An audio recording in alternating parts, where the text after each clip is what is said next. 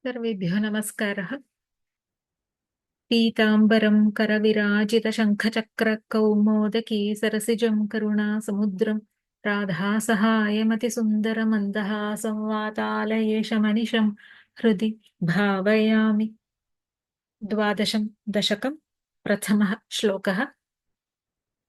स्वायम्भुवो मनुरथो जनसर्गशीलो दृष्ट्वा महीमसमये सलिले निमग्नां स्रष्टारमाप शरणं भवदङ्घ्रिसेवातुष्टाशयं मुनिजनैः सह सत्यलोके।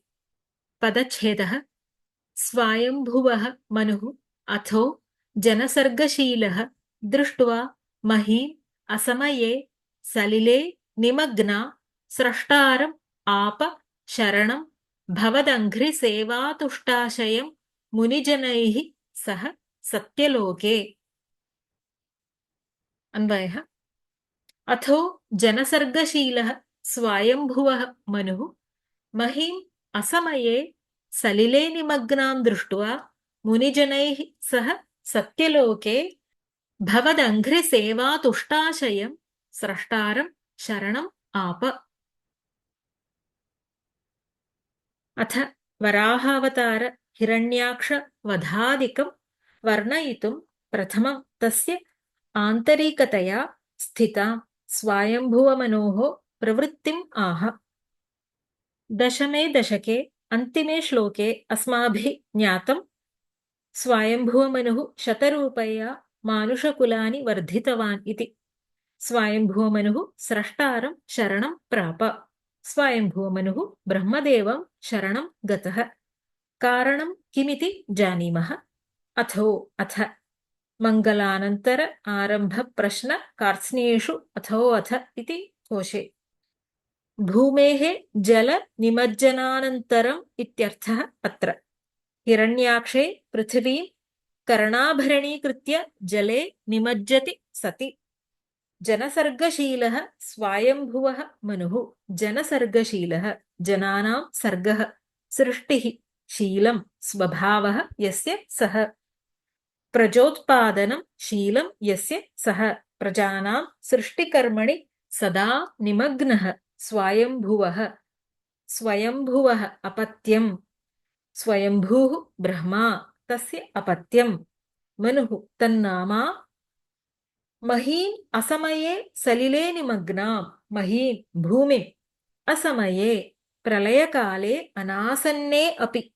प्रलयकाले भुवनानि सर्वाणि जले निमज्जन्ति परन्तु तदानीं प्रलयकालो न आसीत्। अतः महीम् असमये सलिले निमग्नां दृष्ट्वा जले नितरां मग्नां विलोक्य मुनिजनैः सह महर्षिसङ्घैः सह साकं सत्यलोके सत्यलोके स्थितं भवदङ्घ्रिसेवातुष्टाशयं स्रष्टारं शरणम् आप।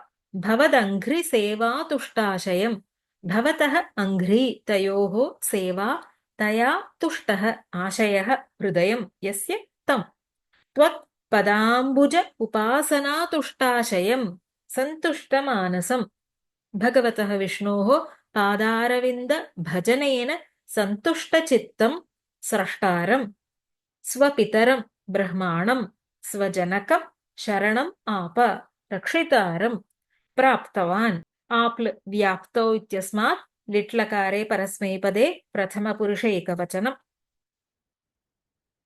अस्मिन् दशके वसन्ततिलका वृत्तम्। उक्ता वसन्ततिलका तभजा जगौ गः इति लक्षणम्।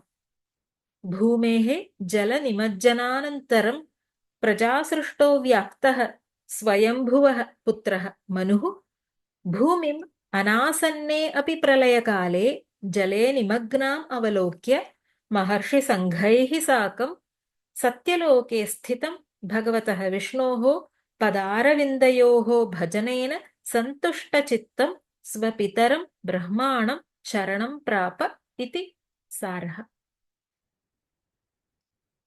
स्वायम्भुवो मनुरथो जनसर्गशीलो दृष्ट्वा महीमसमये सलिले निमग्नां स्रष्टारमाप शरणं भवदङ्घ्रिसेवातुष्टाशयं मुनिजनैः सह सत्यलोके। ॐ सर्वे भवन्तु सुखिनः, सर्वे सन्तु निरामयाः, सर्वे भद्राणि पश्यन्तु, मा कश्चित् दुःखभाग् भवेत्। ॐ शान्ति शान्ति शान्तिः। हरिः ॐ। श्रीगुरुभ्यो नमः।